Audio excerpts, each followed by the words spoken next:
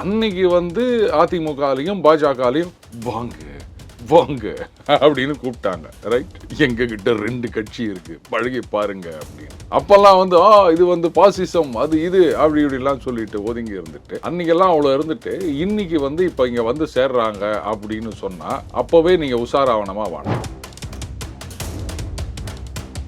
அப்போ 45% ஆல்ரெடி நீங்க ரீச் ஆயிட்டீங்கன்னு போது உங்களுக்கு இன்னத்துக்கு அலையன்ஸ். அன்னைக்கு வெத்தலைப்பாக்கு வச்சு கூப்பிடும் போதெல்லாம் போக மாட்டேன்னு சொல்லி முறிக்குன்னு இருந்துட்டு இப்ப கடைசி நேரத்துல நீங்க சொல்ற மாதிரி கிளைமேக்ஸ் நேரத்துல அவர் அங்க போறார் அப்படின்னு சொன்னா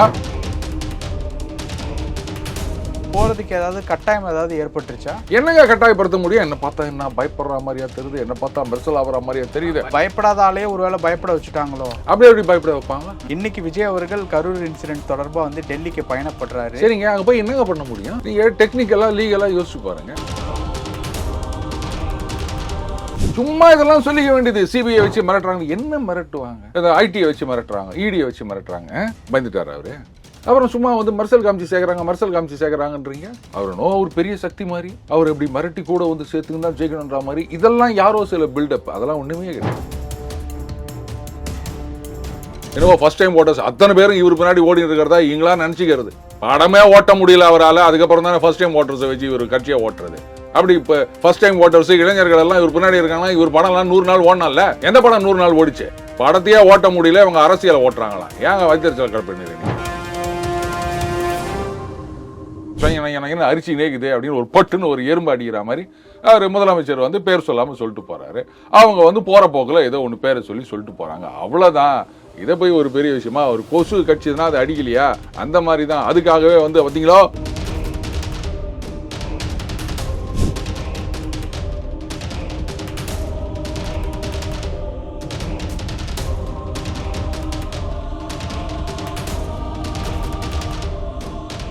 ரியல் ஒன் உறவுகளே, நடுநிலையோடு பொறுப்புடன் செய்திகளை வழங்கி பல லட்சக்கணக்கான மக்களின் நம்பிக்கையை பெற்ற நமது சேனலின் வளர்ச்சிக்கு உங்கள் ஆதரவு தேவை. இந்த ஊடக பயணம் தொடர்ந்து வலுப்பெற திரையில் தெரியும் QR கோட் ஸ்கேன் செய்தோ அல்லது டிஸ்கிரிப்ஷனில் உள்ள வங்கி விவரங்கள் மூலம் உங்களால் முடிந்த அளவு சப்போர்ட் செய்யுங்கள். உங்கள் ஒவ்வொரு ஆதரவும் நமது குரலை இன்னும் பல லட்சம் பேரிடம் கொண்டு செல்ல உதவும். ரியல் ஒன் நேயர்களுக்கு வணக்கம். இன்று நம்மளுடைய நேர்காணலுக்கு டெய்லி பஞ்ச் அருண் அவர்கள் இணைஞ்சிருக்காங்க. சார் வணக்கம்.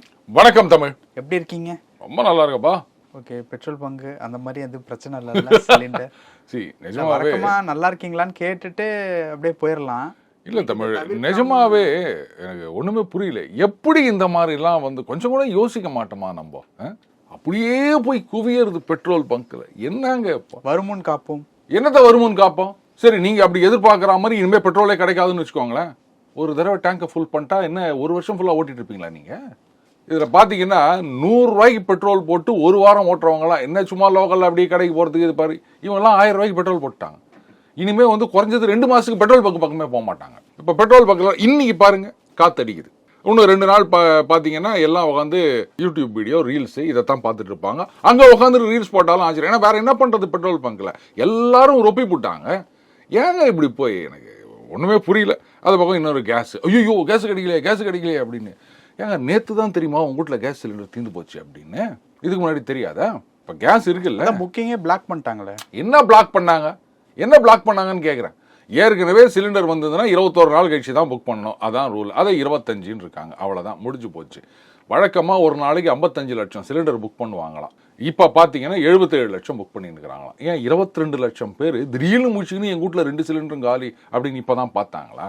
இந்த பேனிக் அப்படின்னு அந்த ஆட்டு மந்தை குணம்னு சொல்லுவாங்க, ஹேர்டு மென்டாலிட்டி அப்படின்னு, அந்த மாதிரி போய் உழருது பாருங்க. இந்த பெட்ரோல் பங்க்லாம் நீங்க போய் கேளுங்க, சொல்றாங்க சார் 10 நாள் சேல்ஸ் ஒரே நாள்ல முடிஞ்சிச்சு சார் அப்படின்றாங்க. எப்படிங்க அதெல்லாம்? தமிழ்நாடு ஃபுல்லா இங்க மட்டும்தான்? ஏன் மற்ற மாநிலங்கள்ல அவங்களாமும் இந்தியாவில தானே இருக்காங்க, அவங்களும் இதே மாதிரி தானே வந்து பிரச்சனைனா வரப்போகுது. அங்கெல்லாம் எந்த பேனிக்குமே இல்லையே. இங்க மட்டும் அது சரி, இங்க தானே சில பேர் உட்காந்து 8 நாள் ஆபத்து 10 நாள் ஆபத்து எல்லாம் ஊத்தி மூடிடுவாங்க, ஒண்ணுமே கிடைக்காது அப்படின்னு கிளப்பி விட்டுட்டு காசை வாங்கிட்டு போய் நிற்கிறாங்க. அவங்கள நம்பின்னு நாமளும் இந்த மாதிரி அலைஞ்சிட்டு இருக்கோம். விடுங்க. உங்கள் பிசினஸ் இன்னும் அதிக மக்களை சென்றடைய வேண்டுமா? இன்றைய டிஜிட்டல் உலகில் சரியான ப்ரமோஷன் தான் வெற்றியின் முதல் படி. தமிழகம் முழுவதும் பல லட்சக்கணக்கான பார்வையாளர்களை தினமும் சென்றடையும் ரியல் ஒன் யூடியூப் சேனல்களில் உங்கள் பிசினஸ் இனி எல்லோரும் அறியட்டும். குறைந்த செலவில் அதிக ரீச், உங்கள் பிராண்டுக்கு நம்பிக்கையும் வளர்ச்சியும் சேர்க்க இன்றே எங்களை தொடர்பு கொள்ளுங்கள் 9280087164.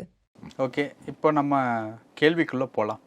நேற்று மாலையிலிருந்து என்டிஏ கூட்டணிக்குள்ள விஜய் அப்படிங்கிற ஒரு பேச்சுவார்த்தை வந்து இறுதி கட்டத்தை எட்டியது போல் வந்து பேசிக்கிட்டு இருக்காங்க. இப்போது அந்த தாவேக்காவில் இருக்கக்கூடிய நிர்மல்குமார் அவர்கள் வந்து ஊடகங்களில் வரக்கூடிய செய்திகளை நம்ப வேண்டாம் அப்படிங்கிற மாதிரி வந்து ஒரு விஷயங்கள் வந்து அவருடைய கருத்துக்களை வெளிப்படுத்திக்கிட்டு இருக்காரு. என்டிஏ கூட்டணிக்குள்ள விஜய் அப்படிங்கிற ஒரு செய்தி, அதுவும் இந்த கிளைமேக்ஸை ஒட்டி அப்படிங்கிற மாதிரியான விஷயத்த எப்படி பார்க்குறீங்க? என்னத்தை பார்க்கறது, இது இறுதி கட்டம்னு நீங்கள் சொல்லலாம், உறுதி கட்டம் கிடையாதுன்னு நான் சொல்வேன். உறுதி கட்டம் கிடையாது, அதெல்லாம் கிடையாதுங்க. எல்லாம் சும்மா ஆளாளுக்கு அடிச்சு விட வேண்டியதுதான் டுபாக்கூர். அப்படியே வந்து தாவேகா இன்னைக்கு கூட்டணிக்கு போகலாம் அப்படின்னு சொன்னாலும் கொஞ்சம் யோசிக்கிறவாங்க, இது தேவையில்லை அப்படின்னு ஒதுக்கிறவாங்க.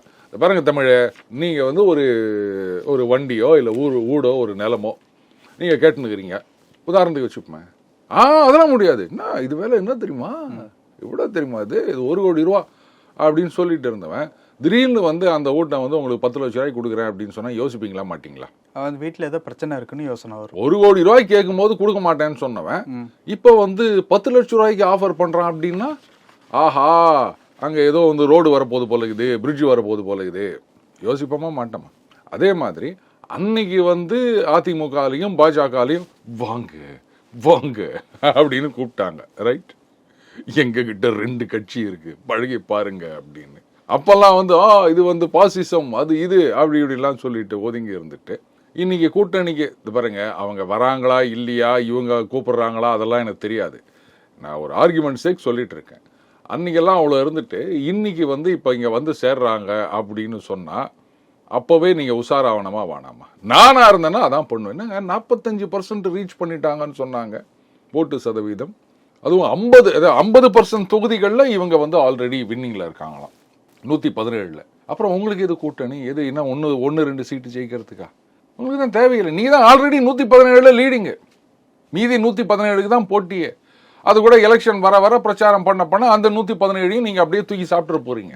உங்களுக்கு எதுக்கு கூட்டணி? தனியாக நின்றாலே நீங்கள் வந்து எல்லாரையும் 234 தொகுதியிலையும் விஜய் தாங்க, போதுமா? 234 விஜய் இல்லை விஜி அங்கே போய் இருக்க போகிறாங்க. அப்புறம் உங்களுக்கு எதுக்கு கூட்டணி? அப்புறம் இப்போ இந்த பேச்சுவார்த்தையை எப்படி தான் பார்க்கறது? எங்க பேச்சுவார்த்தை? இப்படிதானே செய்திகள்லாம் வருது. செய்தி வரதாங்க செய்யும். யார் இப்போ இது விஜய் அவர்கள் வந்து எடப்பாடியை பார்த்தாரா, இல்லை இங்கேருந்து யாராவது அங்கே போய் பார்த்தாங்களா? ஒன்றும் கிடையாது. இல்லை அப்படியே செய்தினா இந்த மாதிரி உங்களுக்கு 1000 செய்தி நான் கொடுப்பேன். ஓகே, இப்போ அந்த என்டிஏ கூட்டணிக்குள்ள விஜய் அப்படிங்கிற மாதிரியான பேச்சுவார்த்தையில் யார் தான் அதிகம் மும்முரம் காட்டுறாங்க? டிவிக்கு அதிகம் காட்டுதா இல்லை என்டிஏ கூட்டணி அதிகம் காட்டுதா? 2 பேருமே காட்டுறதா நான் நினைக்கல. அப்படிங்கிறப்ப விஜயை மட்டுமே விமர்சனம் பண்றது அப்படிங்கறத எப்படி பாக்குறது? இதுல விஜய் யார் விமர்சனம் பண்ணாங்க? இப்ப அதாவது வந்து நாங்க யோசிப்போம், நீங்க தான் 117 லீடிங்ல இருக்கீங்க, இருக்கிற 117க்கு தான் போட்டி அப்படிங்கிறப்போ ஏன் ஏடிஎம்கே அண்டு பிஜேபி இவங்க சார்பா எதுவுமே சொல்ல மாட்டீங்களா? அதனால கேட்குறேன். நல்லா கேள்வி கேட்டீங்க. நான் என்ன சொன்னேன், அவங்க பேசுகிறாங்களா, இவங்க கூப்பிடுறாங்களா, இதெல்லாம் எனக்கு தெரியாது. ஆர்கியூமெண்ட் சேக் இப்படி ஏதாவது நடந்ததுன்னா இப்படித்தான் அப்படின்னு நான் சொன்னேன். அண்ட் இந்த செய்திகள்லாம் டுபாக்கூர் அப்படின்றதுக்கான பேஸையும் நான் காமிச்சேன். ஏன்னா அவங்க சொன்னது தான் 117 தொகுதிகளில் நாங்கள், அதாவது 50% ஆஃப் த கான்ஸ்டிடுவன்சிஸில் நாங்கள் ஆல்ரெடி வந்து லீடிங்கில் இருக்கோம் அப்படின்னு அவங்களுடைய செய்தி தொடர்பாளர், ஊடகவியலாளராக இருந்து இப்போ அரசியல் ஊடகவியலாளராக போயிருக்காருல்ல, அவர் சொன்னது தான். நான் ஒன்றும் புதுசாக சொல்லலை. அவங்க கட்சியில் இருக்கவங்க தான் வந்து ஆரம்பத்தில் 20% ஆரம்பித்து இப்போ 40% தாண்டி போயிட்டாங்க. அவங்க சொன்னதை மட்டும்தான் நான் சொன்னேன். அப்போது 45% ஆல்ரெடி நீங்கள் ரீச் ஆகிட்டீங்கன்னு போது உங்களுக்கு இன்னத்துக்கு அலையன்ஸ் செய்யும். பிஜேபிக்கு எதுக்கு டிவிக்கு, ஏடிஎம்கேக்கு எதுக்கு இப்போ டிவி? நல்ல கேள்வி கேட்டீங்க. அதை தான் நான் சொன்னேன். இவங்க கேட்குறாங்க அப்படின்னு சொன்னால் கூட அதில் நியாயம் இருக்குது. ஆனால் இவங்களுக்கு இப்போ நீங்கள் தானே சொல்கிறீங்க பிஜேபி ஏடிஎம்கே இந்த கூட்டணி வந்து, ஏன்னா திமுக கூட்டணி அந்த அவ்வளோ 40-45 இருக்காங்க, இவங்களுக்கு இல்லை அப்படின்னும் போது இவங்க கேட்டாலும் நியாயம். வேற இவங்க கேட்டாலுமே தாவேகா தான் 45% வந்துட்டாங்கல்ல ஆல்ரெடி, அவங்களுக்கு எதுக்கு கூட்டணி? ஒருவேளை இவங்க ரொம்ப கம்பல் பண்றாங்களோ? ஏங்க நீங்க வந்து தனியாவே 234 தொகுதியிலையும் ஜெயிக்கிறீங்க அப்படின்னும் போது உங்களை எப்படிங்க நான் கம்பல் பண்ண முடியும்? எங்கேயாவது லாஜிக் இருக்குதா அதுக்கு? இப்போ 2011 எலெக்ஷன் எடுத்துக்கிட்டீங்கன்னா மெயின் ஃபோக்கஸ் பாயிண்டா கேப்டன் அவர்கள் இருந்தாங்க. அவர் யாரு கூட கூட்டணி வச்சாலும் அது வந்து ஷோர் ஷாட் ஹிட் அடிக்கும் அப்படிங்கிற மாதிரியான ஒரு சுச்சுவேஷன் அப்போ இருந்தது. ஸோ அந்த ஒரு ஃபேக்டை இப்பயும் ஏடிஎம்கே அண்ட் பிஜேபி அலையன்ஸ் பயன்படுத்திக்க பார்க்குதா அப்படிங்கிற ஒரு கேள்வி. இல்ல, இப்போ விஜயோட கூட்டணி வச்சா வந்து நிச்சய வெற்றி அப்படின்னு யார் சொன்னது? இவங்க தான் சொல்லி யார் சொல்றா? தாவேகா தான் சொல்லிருக்காங்க, நாங்க தான் ஜெயிக்க போறோம், நாங்க தான் ஆட்சி அமைக்க போறோம். ஓகே, அவங்க சொல்றாங்க. அவங்க மாதிரியான ஒரு பலம் வாய்ந்த ஒரு கட்சியை இவங்க வச்சுக்கிட்டா இன்னும் நமக்கு வெற்றி. அதிமுக என்ன நினைச்சிட்டு போறாங்கன்றத பத்தி எனக்கு கவலை இல்ல, நான் என்ன நினைக்கிறேன்றதை தான் நான் சொல்ல முடியும். புரியுதுங்களா? தாவேகா அப்படின்றது வந்து ஒண்ணு இல்லாத ஒரு கட்சி. அவங்களா வந்து யார் தெரியுமா, எங்க தலைவர் தெரியுமா இப்படின்னு ஒரு பில்டப் குத்துனுக்குறாங்க சினிமா பாணியில. அது எலெக்ஷன் ரிசல்ட் வந்த பிறகு தெரிஞ்சிடும் அவங்க லட்சணம் என்னன்னு. அதனால அதை விட்டுருங்க. அதிமுகல அதையும் நான் முதல்லயே சொன்னேன், அந்த அதிமுக பாஜக 2 பேருமே வந்து வாங்கோ வாங்கோ அப்படின்லாம் கூப்பிட்டாங்க. அது நமக்கு நல்லா தெரியும்.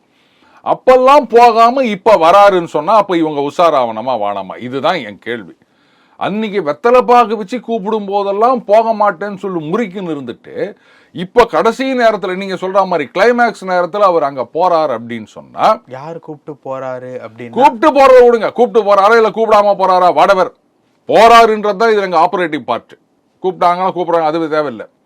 இவ்வளோ நாளா இவ்வளோ முறுக்கின்னு இருந்துட்டு நாங்க தான் வந்து ஆட்சி அமைக்க போறோம், எங்களுக்கு யாருமே தேவையில்லைன்னு சொல்லிட்டு இப்போ அங்க போய் சேர்றாருன்னு சொன்னா அப்பவே அவங்களுடைய வீக்னஸ் அவர் புரிஞ்சுக்கினாருன்னு தெரியலையா? ஓகே, போறதுக்கு ஏதாவது கட்டாயம் ஏதாவது ஏற்பட்டுருச்சா? என்னங்க கட்டாயப்படுத்த முடியும்? என்ன பார்த்தா என்ன பயப்படுற மாதிரியா தெரியுது, என்ன பார்த்தா மெர்சல் ஆகிற மாதிரியா தெரியுது. அவர் கேட்டார்ல, இல்ல பயப்படாதாலே ஒருவேளை பயப்பட வச்சுட்டாங்களோ? அப்படி எப்படி பயப்பட வைப்பாங்க? கரூர் இன்சிடென்ட் ஒரு அதுல என்ன பண்ண முடியும்? இன்னைக்கு விஜய் அவர்கள் கரூர் இன்சிடென்ட் தொடர்பா வந்து டெல்லிக்கு பயணப்படுறாரு. சரிங்க, அங்க போய் என்னங்க பண்ண முடியும்? நீங்க டெக்னிக்கலா லீகலா யோசிச்சு பாருங்க. இந்த மாதிரி ஒரு சம்பவம் நடந்திருக்கு. முதலமைச்சரே சொல்லிட்டார், எந்த கட்சி தலைவரும் இந்த மாதிரி நடக்கணும் அப்படின்லாம் வந்து விரும்ப மாட்டார்கள். அவரே சர்டிஃபிகேட் கொடுத்துட்டார்ல, அப்புறம் எப்படி ஃபிக்ஸ் பண்ண முடியும்? சும்மா இதெல்லாம் சொல்லிக்க வேண்டியது. சிபிஐ வச்சு மிரட்டுறாங்க, என்ன மிரட்டுவாங்க? ஐடியை வச்சு மிரட்டுறாங்க, இடியை வச்சு மிரட்டுறாங்க. அந்த கேஸை தான் வந்து நீ 2 வருஷம் லேட்டாக போட்டுக்கிறேன்னு சொல்லிட்டு கோர்ட்டுக்கு போய்க்கிறாங்க. பயந்துட்டார் அவரு. அப்புறம் சும்மா வந்து மர்சல் காமிச்சு சேர்க்குறாங்கன்றீங்க. அவர் ஒரு பெரிய சக்தி மாதிரி, அவர் எப்படி மிரட்டி கூட வந்து சேர்த்துக்கு தான் ஜெயிக்கணுன்ற மாதிரி. இதெல்லாம் யாரோ சில பில்டப், அதெல்லாம் ஒன்றுமே கிடையாது. அவரை மிரட்டவே வேணாம். இப்போ அவரே வந்து சேர்றேன்னு சொல்றாரா மாதிரி தான் நான் பார்க்குறேன். இவங்க யாரும் பேசல. நயினார் நாகேந்திரன் மறுப்பு தெரிவிச்சுட்டார்ல, அந்த மாதிரி வந்து நாங்கள் எதுவும் பேசுறது இல்லை அப்படின்னு சொல்லி எடப்பாடியும் சொல்லியிருக்காரு. அப்புறம் என்ன? அப்போ இந்த கூட்டணியில போய் சேரணும் அப்படிங்கிறது தாவேக்காவே எடுக்கப்பட்ட ஒரு முயற்சி, இல்லை அவங்களா தான் வர்றாங்க அப்படிங்கிறதா உங்களுடைய கருத்து? அந்த செய்தி உண்மையாக இருக்கும் பட்சத்தில், இப்போ நீங்க சொல்றீங்களா முதல்ல அந்த செய்தியே டுபாக்கூர் அது உண்மை இல்லை அப்படின்றது தான் என்னுடைய கருத்து. அப்படி அது உண்மையாக இருந்தால் அப்போ அது தாவேகா சைடில் தான் ஐயோ வேற வழி இல்லையே அப்படின்னு போற மாதிரி தான் நான் பார்க்குறேன். இது நடுவில் வந்து யாரோ ஒருத்தர் முன்னாள் அதிமுக அமைச்சர் வந்து அவங்க வந்தாங்கன்னா தோளில் தூக்கி சுமப்போம் அப்படின்னு சொன்னதெல்லாம் விட்டு தள்ளுங்க. அதெல்லாம் தெர்மாக்கோல் மாதிரி அப்படியே பறந்து போயிடும். அதனால அதெல்லாம் நீங்க கணக்கில் எடுத்துக்காதீங்க. அந்த தெர்மாக்கோல் 2016 விடப்பட்டு 2021 அதுக்கப்புறம் 2026 வரைக்கும் 10 வருஷமா பேசப்பட்டு இருக்கு. ஸோ அப்படிங்கிறப்போ இன்னும் 100 வருஷம் ஆனாலும் நீங்க பேசுவீங்க தெர்மாக்கோல். அந்த தெர்மாக்கோல் விட்டவரும் தொடர்ச்சியா வந்து நீட்டிட்டு இருக்காருல்ல அரசியல் பயணத்தில். இப்போ இப்படின்லாம் ஒருத்தர் புதுசா ஒரு ஸ்டார்னு வந்தாரு, அவரை வந்து எல்லாரும் கழுவி ஊத்தின்னு இருக்கிறாங்க. அதுக்காக பார்த்தீங்களா எத்தனை பேர் பேசுறாங்கன்னு? ஏங்க எத்தனை பேர் பேசுறாங்க, எத்தனை காலம் பேசுறாங்கன்றது ஒரு விஷயம் கிடையாது, என்ன பேசுறாங்கன்றது தான் விஷயம். நான் கூட தான் வந்து பைத்தியக்காரத்தனமா ஒரு காரியத்தை பண்ணிட்டு எல்லாம் கழுவி ஊத்துறாங்க பத்தியா, இந்த உலகமே என்னை பத்தி பேசுது அப்படின்னா அதை ஒரு பெருமையா எடுத்துக்க முடியுமா? ஸோ அந்த மாதிரி யாரோ ஒருத்தர் 2 பேர் சொன்னதெல்லாம் விட்டு தள்ளுங்க. இப்போதைக்கு என்டிஏல யாரும் வந்து தாவேகாவை சேர்த்துக்கணும் அப்படின்லாம் ஒன்றும் காத்துட்டு இல்லை. அப்படி ஒருவேளை இந்த செய்தி உண்மையாக இருக்கும் பட்சத்தில் இவங்க தான் வந்து ஐயையோ கட்சியில் அனாதி ஆயிடுவோம் போலகுது, வந்து ஒரு சில பேர் சொல்லிட்டு இருக்கா மாதிரி எலெக்ஷனுக்கு அப்புறம் நம்மளை யாருமே சீந்த மாட்டான் போலகுது அப்படின்றதுக்காக வேணா அவங்க வந்து கூட்டணி அப்படின்னு ட்ரை பண்ணலாம். அது என்டிஏ ஏற்றுப்பாங்க நான் நினைக்கல. அப்படி ஏற்றுக்கினாங்கன்னு சொன்னால் அதை விட முட்டாள் தானே இருக்க முடியாது. சேர்ந்தால் என்ன சார் நடக்கும்? ஆட்சி மாற்றம் உறுதியா? அது எப்படி சொல்றீங்க? ஆட்சி மாற்றமே வராது. வராதா? வரவே வராது. திமுக தானா? ஆமா, எலெக்ஷன் நடக்கிறதுக்கு முன்னாடியே சொல்லிட்டீங்க. இதுல என்ன சந்தேகம் இருக்குது? அதாவது ஏடிஎம்கே, பிஜேபி, தாவேகா 3 பேரும் சேர்ந்து அந்த பக்கம் திமுக கூட்டணியில் 1921+ கிட்ட கூட்டணி, இதெல்லாம் இருந்தாலும் ஆட்சி மாற்றம் நடக்காதா? நடக்கவே நடக்காது. திமுக தான். திமுக வந்து 220 தொகுதியில் ஜெயிச்சாலும் ஆச்சரியப்படுவதற்கு இல்லை. ஏன் அப்படி சொல்றீங்க? எப்படி சொல்றீங்க? தாவேகாவுடைய ஓட் பேங்க் அவங்க எதை நினைக்கிறாங்க? மக்களை தான் எல்லாரும் போலையா? எல்லா மக்களையும் நான் சொல்லுவாங்களா? இல்லை இளைஞர்கள் மெயினா? என்ன பெரிய இளைஞர்கள் யார் யாரெல்லாம் இங்கேருந்து அங்கே போகிறாங்க, எந்த வாக்கு வங்கியை குறி வச்சிருக்காங்க அப்படின்னு பார்த்தாலே தெரியும். திமுகவிலிருந்து ஒரு குறிப்பிட்ட சதவீதம் அந்த பக்கம் போகுது. விசிகாலேருந்து போதா, திருமாவர்களே சொன்னாரா? ஸோ அப்போ அந்த திமுகவுடைய ஓட்டு வங்கியில் ஒரு சின்ன ஓட்டையை போடுறாரு அவர். ஃபர்ஸ்ட் டைம் ஓட்டர்ஸ் ஏங்க சும்மா ஃபர்ஸ்ட் டைம் ஓட்டர்ஸ் எல்லாரும் அவர் பின்னாடி ஓடுறவங்க கிடையாது. சும்மா ஏதோ வந்து அவர் ரசிகர்கள் அப்படின்னு சொல்லிட்டு தளபதினு பின்னாடி ஓடி வராங்கன்னா இன்னும் தமிழ்நாட்டு இளைஞர்கள் அத்தனை பேரும் அவர் பின்னாடி ஓடுறாங்கன்னு நினைப்பா? இப்போ திமுக காரங்க வீட்லலாம் வந்து இளைஞர்கள் இல்லை, பிள்ளைங்க இல்லை, அதிமுக காரங்க வீட்டில் இல்லை, பாஜக காரங்க வீட்டில் இல்லை, இன்னும் ஃபர்ஸ்ட் டைம் ஓட்டர்ஸ் அத்தனை பேரும் இவர் பின்னாடி ஓடி இருக்கிறதா இங்களா நினச்சிக்கிறது. படமே ஓட்ட முடியல அவரால், அதுக்கப்புறம் தானே ஃபர்ஸ்ட் டைம் ஓட்டர்ஸை வச்சு இவர் கட்சியை ஓட்டுறது. அப்படி இப்போ ஃபர்ஸ்ட் டைம் ஓட்டர்ஸ் இளைஞர்கள் எல்லாம் இவர் பின்னாடி இருக்காங்கன்னா இவர் படம்லாம் 100 நாள் ஓடனால, எந்த படம் 100 நாள் ஓடிச்சு? படத்தையே ஓட்ட முடியல, இவங்க அரசியலை ஓட்டுறாங்களாம். ஏங்க வைத்தறிச்சல் கடுப்பு நீங்க கடுப்பு ஏத்தாதீங்க. ஓகே, இப்போ விஜயனுடைய டிவிக்கே ஐடிஎம்கே பக்கம் போனாலும் முடியாதுங்க, முடியாது. திமுகலேருந்து அவர் போடுற ஓட்டை நின்று போயிடும். திமுக விசிக இதுல இருந்து வந்து விஜய் பக்கம் வரக்கூடிய வாக்குகள் இவர் என்டிஏ பக்கம் போனார்னா ஒன்றும் வராது. ஸோ அதெல்லாம் அப்படியே ஹெவி கன்சாலிடேஷன் பிஹைண்ட் டிஎம்கே. அப்போ என்ன பண்ணால் ஆட்சி மாற்றம் நடக்கும்? நீ வந்து அரசியல் பண்ணணும், அதிமுகவும் பாஜகவும் போராட்டம் பண்ணணும், மக்கள் பிரச்சனைகளுக்காக பிரச்சாரம் பண்ணணும். இப்படி பண்ணாதான் ஆட்சி மாற்றம் நடக்கும். இது அவங்கள சேர்த்துக்கினா ஆட்சி மாற்றம் நடக்கும்னா இது ரொம்ப சுலபமான இதுவாக இருக்குது. அதெல்லாம் நடக்காது. அப்போ இந்த கூட்டணி ரிலேட்டபிளான விஷயத்தில் இந்த கட்சி ஒரு பலம் வாய்ந்த கட்சி, இல்லை இந்த கட்சி கொஞ்சம் மெயின் ஃபோக்கஸ் பாயிண்ட்டாக இருக்குது அப்படிங்கிற மாதிரி ஒரு கட்சி ஒரு தேர்தலுக்கு வந்துட்டு போகும். அந்த மாதிரியான ஒரு கட்சியை கூட்டணிக்குள்ளே வச்சுக்கிட்டா ஜெயிப்போம் அப்படிங்கிற ஃபேக்டரெல்லாம் மாறிடுச்சா? இது வந்து ஒரு வலிமையான கட்சி அப்படின்றதே ஒரு டுபாகூருங்க. இல்லை, நான் வலிமையான கட்சின்னு சொன்னதுக்கு அப்புறம் ஒன்று சொன்னேன்ல, மெயின் ஃபோக்கஸ் பாயிண்ட் அப்படிங்க. அது ஃபோக்கஸ் பாயிண்டே கிடையாதுங்க. நீங்க தானங்க வந்து நான் தான் ஃபோக்கஸ்ன்னு சொல்லிட்டு தெரியுறீங்க. யார் உங்களை ஃபோக்கஸ் பாயிண்ட் நினைச்சாங்க? ஏன்னா அப்படியே ஊர்ல இருக்க ஜனங்கள்லாம் தாவேகா என்ன பண்றாங்க, தளபதி என்ன சொல்றாரு, இதைத்தான் காத்துன்னு நடந்த விஷயங்கள்லாம் கொஞ்சம் பாருங்க. என்ன நடந்த விஷயம்? பெயர் சொல்லாமல், கட்சியினுடைய பெயரை குறிப்பிடாமல் சிஎம் ஒவ்வொரு மேடையிலையுமே விஜய் அவர்கள் பத்தின ஒரு சில விஷயங்களை பேரை சொல்றதுக்கு கூட இதுவா இருக்குது அப்படின்னு அர்த்தம். இது என்ன பெரிய விஷயமா? சொல்லாமலே இருக்கலாமே. இது என்ன சொல்லாமலே இருக்கலாம்ன்றது? சொன்னா வந்து ஏன் இப்படி சொன்னாருன்னீங்க, சொல்லலன்னா ஏன் சொல்லலன்றீங்க. இது பாருங்க, உங்க பேரெல்லாம் நான் சொல்லவே எடுத்துக்கல அப்படிங்கிறப்போ அது சொன்னா என்ன சொல்லாட்டி என்ன, அத பேர் குறிப்பிடாம மறைமுகமா சொல்லணும். இல்ல இது வந்து திமுக செய்யக்கூடிய ஒரு விஷயம். ஒரு நிமிஷம், இதுக்கு நான் பதில் சொல்றேன். இது மறைமுகம்னு எடுத்துக்காதீங்க. இது பாரு, உன்னெல்லாம் நேரா பேர் சொல்றி கழுவி ஊத்துற அளவுக்கு நீ பெரிய ஆள் இல்லை. அப்படியே போற போக்கு அப்படியே சொல்லிட்டு போனாலே போதும், ஜனங்களுக்கு புரியும் இவ்வளவுதான் லட்சணம்னு சொல்லிட்டு. அதனால ஓம் பேரெல்லாம் நான் சொல்லுவேன்னு எதிர்பார்க்காத. இதுதான் விட்டுருங்க. அதிமுகவை எடுத்துக்கவும், அதிமுகவில் ஏதோ ஒரு விதத்துல மக்கள் பிரச்சார கூட்டங்கள்லையும் சரி, பிஜேபியினுடைய ப்ரெஸ் மீட்டிங்லையும் சரி, விஜயை பற்றின ஏதாவது ஒரு விஷயத்தை பற்றி தலைவர்களே வந்து சொல்லிக்கிட்டு இருக்காங்க. இப்போ தமிழ்நாட்டில் இருக்கக்கூடிய இரு பிரதான கட்சிகள்லையுமே ஏதோ ஒரு விதத்தில் விஜயை பற்றின ஒரு பேச்சும் டிவிகே கட்சியை பற்றி ஒரு கேள்வியும் வர்றப்போ அதை மெயின் ஃபோக்கஸ் பாயிண்ட் இல்லை அப்படிங்கிறது. அது மெயின் ஃபோக்கஸ் பாயிண்ட் கிடையாது. தெருவில் போகிறேன் யார் ஒன்றா எதை ஒன்றா சொல்லிட்டு போனா அப்படின்றது வேற. இப்போ வந்து அவர் இந்த கட்சிகளை பற்றி ஏதோ ஒரு குற்றச்சாட்டு வைக்கும்போது இவங்க அது சொல்கிறாங்க, அவ்வளோதானே தவிர அப்படி நீங்கள் சொல்கிறதுக்கு பதில் சொல்கிறதுனாலேயே நான் தான் ஃபோக்கஸ் அப்படின்னா அதுக்கு நான் என்ன பண்ண முடியும்? உங்ககிட்ட கேள்வி வைக்கிறேன், தொடர்ச்சியாக வைக்கிறேன் அப்படிங்கிறப்போ வந்து ஏதோ ஒரு விதத்தில் நான் பேசும் பொருளாக இருக்கிறேன் அப்படிங்கிறப்போ ஏங்க இது நீங்கள் என்னங்க கேள்வி கேட்குறது? 1008 பேர் கேள்வி கேட்பாங்க, புரியுதுங்களா? நீங்கள் கேள்வி கேட்டதுனாலேயே நீங்கள் வந்து பெரிய ஆளாயிருவீங்களா? இதுதான் அவங்க நினைச்சிட்டு இருக்காங்க. பார்த்தீங்களா, நான் அவங்களுக்கு கேட்குறேன். அது முன்னாடிலாம் அந்த திருமுனை கூட்டங்களில் நான் அமெரிக்க ஜனாதிபதியை கேட்கிறேன், இங்கிலாந்து பிரதமரை கேட்கிறேன் அப்படின்னு இங்கே தெருக்கூட்டத்தில் உட்காந்து பேசுவாங்க. உடனே ஜனங்கள் அப்போ எம்மா பெரிய ஆளுப்பா அப்படின்வாங்க. அப்போ ஜனங்களுக்கு அந்த அளவுக்கு இந்த இதெல்லாம் தெரியாது. பார்த்தீங்களா, இவர் இங்கே இருந்துட்டு அவர் கேட்குறாரு அப்படின்னு. டே இங்கே அந்த தெரு மைக் இல்லைன்னா பக்கத்தில் இருக்கவங்க அதில் கூட விழாதுரா அப்படின்னு. ஸோ அந்த மாதிரியான விஷயந்தான் அது. சும்மா உட்காந்துன்னு நான் கேட்குறேன் அப்படின்னா இதெல்லாம் ஒரு இதுவா? அதனால தான் வந்து சரி ரைட்டு, சும்மா இது வந்து ஒரு அரிசி நேக்குது அப்படின்னு ஒரு பட்டுன்னு ஒரு எறும்பு அடிக்கிற மாதிரி அவர் முதலமைச்சர் வந்து பேர் சொல்லாமல் சொல்லிட்டு போறாரு. அவங்க வந்து போற போக்கில் ஏதோ ஒன்று பேரை சொல்லிட்டு போறாங்க, அவ்வளோதான். இதை போய் ஒரு பெரிய விஷயமா? ஒரு கொசு கட்சிதுன்னா அது அடிக்கலையா? அந்த மாதிரி தான். அதுக்காகவே வந்து பார்த்தீங்களா எப்படி ஃபோக்கஸ் பண்ணி அந்த கொசு அடிக்கிறாங்க. அப்போ அந்த கொசு எவ்வளோ பெருசு தெரியுமா அப்படின்னு சொன்னீங்கன்னா அப்புறம் நான் அவங்கள என்ன பண்ணுறது தமிழ்? அப்போது 2 விஷயம் வந்து தெளிவாக சொல்கிறீங்க. என்டிஏ கூட்டணிக்குள்ளே விஜய் வருவார் அப்படிங்கிறது எனக்கு என்னமோ தோணலை அப்படிங்கிற மாதிரி. 2வது ஒரு விஷயம், ஆட்சி மாற்றம் நடப்பது அப்படிங்கிறது இப்போதைக்கு சாத்தியம் இல்லை அப்படிங்கிற. நான் அப்படி சொல்லவே இல்லையா? நான் என்ன சொன்னேன்னா தாவேகா இங்கே வந்தால் ஆட்சி மாற்றம்ன்றது கிடையாது. ஆட்சி மாற்றம் வேணும்னா நீங்கள் அரசியல் பண்ணணும், பிரச்சாரம் பண்ணணும், போராட்டம் பண்ணணும்னு சொன்னேன். அது பண்ணாதான் ஆட்சி மாற்றம்னு சொன்னேன். நடக்கவே நடக்காதுன்னு நான் சொல்லலை. இல்லை, இப்போ இருக்கக்கூடிய ஒரு சுச்சுவேஷனுக்கு அதுக்கு வாய்ப்பு இருக்கா இந்தியா அலையன்ஸ்? ஏன் இல்லை? ஏன்னா அரசியல் கட்சி தான் நடத்திட்டு இருக்காங்க இவங்க. அப்போ இது வரைக்கும் அதை பண்ணல, இனிமே பண்ணுவாங்களா அப்படிங்கிற மாதிரி நான் கேட்குறேன்.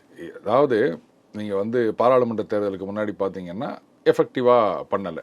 எலெக்ஷன் வரத்துக்கு ஒரு 4-5 மாதம் முன்னாடி தான் எதிர்க்கட்சியாகவே செயல்பட ஆரம்பித்தார்கள் அதிமுக. அதுக்கு முன்னாடிலாம் ஒன்றுமே இல்லை.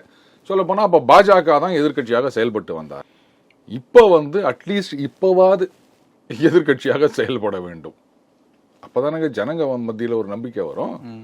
எதிர்க்கட்சின்னு எதுக்கு இருக்கு? எல்லாம் சொல்றீங்கல்ல, வருவான எதிர்க்கட்சி வேண்டும் அப்படின்னு. எதுக்காக? அப்போ எதிர்க்கட்சின்னு ஒன்று இல்லவே இல்லைன்னா ஆளுங்கட்சி அவங்க இஷ்டத்தை தான் பண்ணிட்டு இருப்பாங்க. இப்போ எதிர்க்கட்சி இருக்கும்போதும் அவங்க அப்படி தான் பண்ணிட்டு இருக்காங்க. கரெக்டா? ஸோ அப்போ இவங்க வந்து சரியா செயல்படலைன்னு தெரியுது. அப்போ நீ எதிர்க்கட்சியாகவே வேலை செய்யலை, நீ ஆளுங்கட்சியாக வந்து என்ன பண்ண போறேன்? ஓகே அப்படின்னு தானே கேட்பாங்க. அதுதான் நான் சொன்னேன், பிரச்சாரம் பண்ணணும், போராட்டம் பண்ணணும், அரசியல் பண்ணணும் அப்படின்னு. பல விஷயங்கள் பேசணும். நேரத்துக்கு ரொம்ப நன்றி சார். நன்றி தமிழ். உங்கள் பிசினஸ் இன்னும் அதிக மக்களை சென்றடைய வேண்டுமா? இன்றைய டிஜிட்டல் உலகில் சரியான ப்ரமோஷன் தான் வெற்றியின் முதல் படி. தமிழகம் முழுவதும் பல லட்சக்கணக்கான பார்வையாளர்களை தினமும் சென்றடையும் ரியல் ஒன் யூடியூப் சேனல்களில் உங்கள் பிசினஸ் இனி எல்லோரும் அறியட்டும். குறைந்த செலவில் அதிக ரீச். உங்கள் பிராண்டுக்கு நம்பிக்கையும் வளர்ச்சியும் சேர்க்க இன்றே எங்களை தொடர்பு கொள்ளுங்கள். 9280087164.